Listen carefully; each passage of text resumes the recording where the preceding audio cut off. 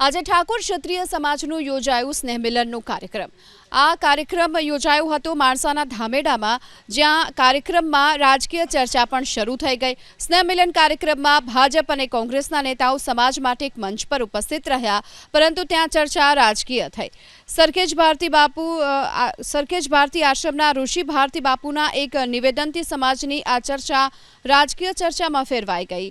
આવો પહેલા આપને એ પણ જણાવીએ કે ઋષિ ભારતી બાપુએ નિવેદન આપ્યું, જેના કારણે રાજકારણ ગરમાયું।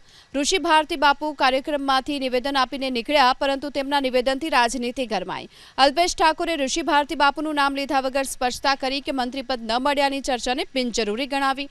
નકારાત્મક નિવેદનોથી બચવાની પણ સલાહ આપી।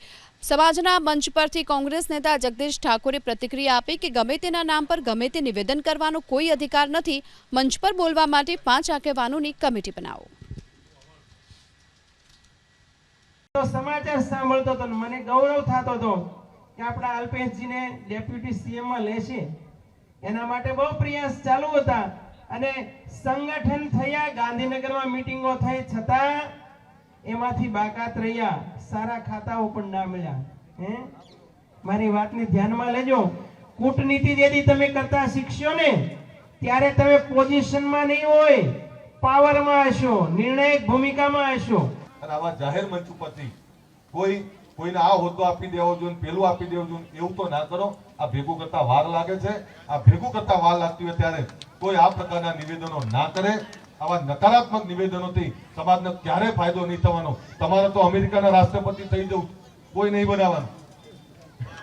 આ રીતે વાત ના કરો। આવી વાતો કરવાથી સમાજને કઈ નહીં મળે, તમને કઈ નહીં મળે, જે છે એમને પૂરા કરી દેશે।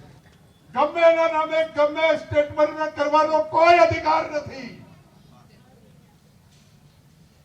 બોલતા પહેલા પણ 5 આગેવાનોની કમિટી બનાવો, શું બોલવું ને શું ના બોલવું,